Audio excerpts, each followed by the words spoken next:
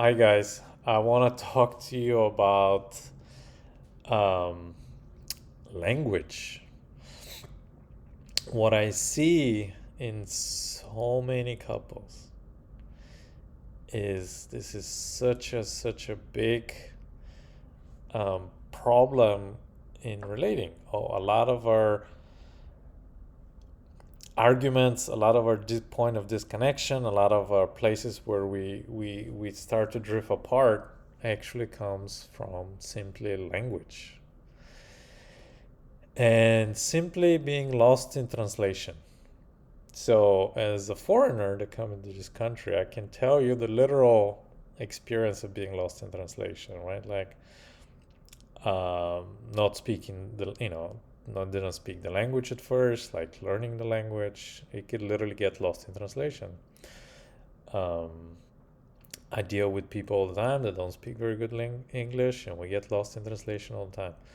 But that is understandable, right? If we have this amazing quality as human beings, I can make sounds with my mouth, with my vocal cords, sounds come out of my mouth, and you can hear these sounds, receive them, process these complex processes that are happening in your brain, and you can derive meaning out of the sounds that are coming out of my mouth. If you didn't speak English, for example, you hear the sounds, you hear exactly the same sounds as anybody else is hearing, but you cannot derive meaning out of that. If someone was speaking a language I didn't understand, I'm hearing the sounds like everybody else, but somebody that understands this language starts to make a meaning out of these, and that's beautiful.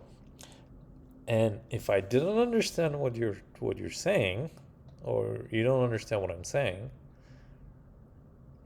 because you don't speak the language, that's very honest. You can be very humble and very honest about that. Like, okay, this guy's making sounds. I do not understand the meaning of those sounds. The problem is that if you do speak English and you think you understand what I'm saying, you're more likely that you don't understand what I'm saying. You don't understand the meaning of what I mean by saying these words. You only understand the meaning of the words that you have. And if you don't understand what I'm saying, that's fine. That's not a problem. Where it becomes a problem for you is when you don't understand your partner, the person, the people in your life that you think you understand, but you actually don't understand. And that's the honesty and the humility that's needed for a healthy relationship. And most of all relationship, a lot of relationship are lost in translation. Like, oh, what do you mean by that? And I'll give you some examples. So, like an extreme example, for example, is um, love. What is your meaning of love? What is your definition of love? How do you receive love and how do you give love? Because I might have feeling in every bone of my being, like I have zero doubt that I love you, and I can say to you, and I wasn't lost in translation in my relationship and my marriage a lot, where I said to my wife, "I love you," and she's like, "No, you don't." I don't feel that, and I'm like, I want to pull my hair out because, like, no, I fucking love you. Um, and she's like, "No, you don't." So, because she receives love in a certain way, and I give love in a certain way, and they kind of like keep missing each other. That's where they say the road to hell is paved with good intentions. So I have the best of intentions. I have zero doubt that I love her. Everything I do for her, for relationship, is from a place of love. I have no doubt about that. I have the best of intentions. Yet she's living in hell on the other side of my love. And then I live in hell because she lives in hell. Um, There'll be another video to talk about that. So uh, another one, again, these are big ones. Like, what does it mean to be, like marriages, people think together as a team, like we're a family. A family is a good one. What does a family mean to you? A lot of people, family means one thing, and family needs another thing to the other person. For some people, family is, the people I see around Christmas and Thanksgiving coming up, and that's my family. Uh, and family is a bad thing, and run away, because family is only drama. For other people, is the most precious thing in the world. And those are kind of easy to see, right? But there's the nuance, the every day, like we have different definition of little things. I'll give you a personal example.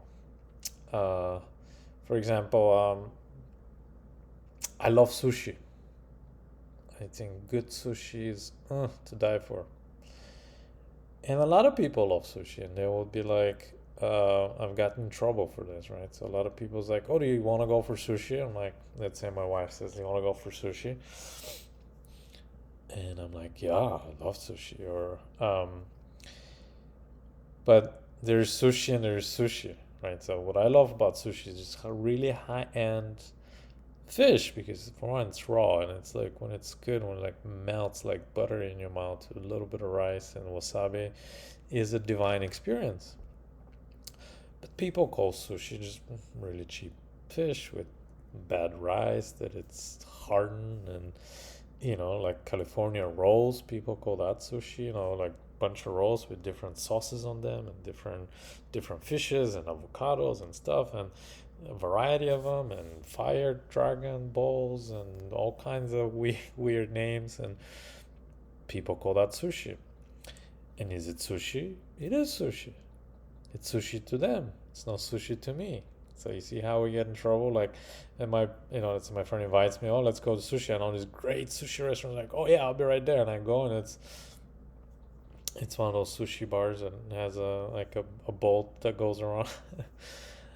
I'm like, that's not sushi. I'm like, what do you mean that's not sushi? That is sushi. I'm like, that's not, but it's not sushi for my definition. So now we're in trouble because we got lost in translation. So you see, just from the word sushi, which is a very insignificant word in our day-to-day existence, and very insignificant word when you think about relationships. Relationships are, you're never gonna think that you should think about the word sushi in order to have a good relationship. Does that make sense? Yet, let's play this scenario out. Like let's say my wife loves, this is a made up scenario, it's not a real scenario. But let's say my wife or your husband really loves those California rolls and the jalapenos, and they're good, they're not bad. But whatever, it's no judgment on good or bad. So forget I said good or bad. It's this person loves this, but you love just the high end. So then you go into this, and they're like, what the fuck? This is not sushi. And like this, so start arguing. And then from there you can start shaming each other. The person could be like, what the fuck? Like, you're this spoiled brat, like prima donna, have to have this expensive sushi. Who the hell you think you are? Like, you're not a millionaire. Like, you so you then this person starts to feel shamed. And then the other person could go the other way. It's like, what the hell? This is disgusting. This is not sushi. This is embarrassment this is just offensive to Japanese culture, and like, what are you talking about? This is not sushi. This is disgusting. So then we start shaming each other. And what's happening is that bringing us closer together. Next thing, we're in a fight. We're getting further and further away from each other. And the thing that's called intimacy is nowhere to be seen. So how do we how do we have these conversations? How do we define these things? So it is really, really hard to have these, what I would call adult conversations, where we put our big boy pants and big girl pants and we sit down and have an adult conversation. And the reason it's so hard to have these conversations is because these meanings and these definitions mean a lot to us, because we identify with them. We define our lives with those definitions. We define who we are with this definition. We identify. And it's so vulnerable to try to hear somebody that you love dearly that they might have a different definition to things that matter to you. And it's so vulnerable that you don't want to hear that. So you'd rather fight than to hear that your partner has a different definition than you do. Because even the sushi, like, for example, this person might like to go to these sushi places often. And now they have to, like, their partner doesn't like that, so now they might have to give that up or something, or it's going to feel like it's a conflict all the time.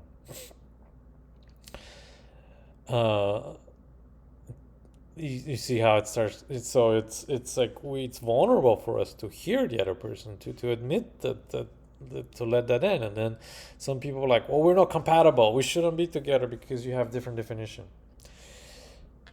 And yeah, there might be some truth to extreme situations, to that. Like, for example, if you really value polyamory and the other person values monogamy, and your definition of a healthy relationship is that you have an open relationship and the other definition is that you have a closed relationship, then yeah, maybe you guys are not compatible.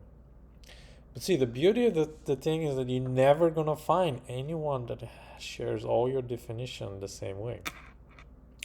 So you can find someone that likes sushi, but see, the problem is, like, we both like sushi. But the problem is that it's very different sushi. Like, we both like music, but we both like very different music.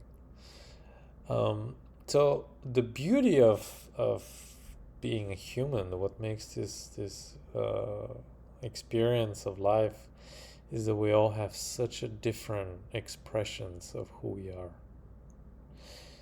and that's amazing. That's magical. We want that. And the other thing is that usually we get attracted to our differences, in a sense, right? Like, we're attracted to someone that's different than me. And like, wow, you're so cool. Like, I'd never do that. Like, that's so amazing that you did that. Like, wow, that's impressive. That really turns me on that you do that and that you're that way. So amazing, powerful, right? But then when we become in love with this person, there's like, oh, you want this thing that's so different than what I want. That's scary. That's dangerous. That makes me feel unsafe. So maybe we shouldn't be together. So I don't think that needs to happen. So the first thing needs to happen is you need to start creating your own language. You need to start having these conversations. But the way you have this conversation is by listening and being curious and trying to understand the other person. And again, this becomes so hard because you might be hearing things that are different than you, and everything starts to pause. Like, wait, what? Like, oh, that's your definition of love. That hurts. I don't want to hear that. No, take that back. That's not my definition. So you have to be willing to listen, and you have to be willing to honor and fully respect the other person and their perspective and their view. And they have to be willing to do the same for you. If you want to define your own language, so then you start having like, well, what is your definition of a family? What is your definition of a healthy family? What is your definition of a happy family? What is your definition of love? How do you receive love? How do you know? What can I do? What do I do that makes you feel like I love you? How do you know that I love you? What can I do to give you that feeling? You start having these conversations. Then you start having these conversations about, like, again, there's every day, like dinner. Some people like to eat late. Some people like to eat early. Some people like to eat light for dinner. Some people, that's their main meal of the day.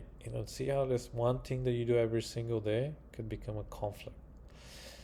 Um, but you can have these conversations and you can find these things, right?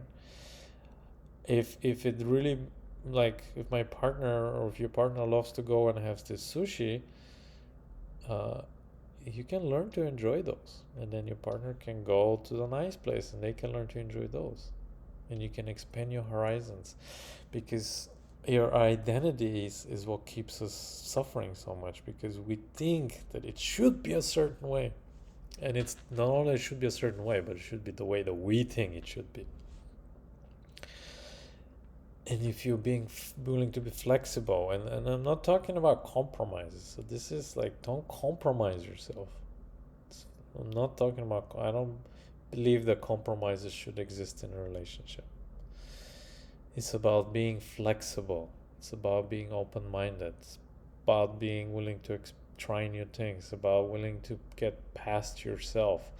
It's about willing to surrender your ego and your identity to be with somebody else, and to expand it.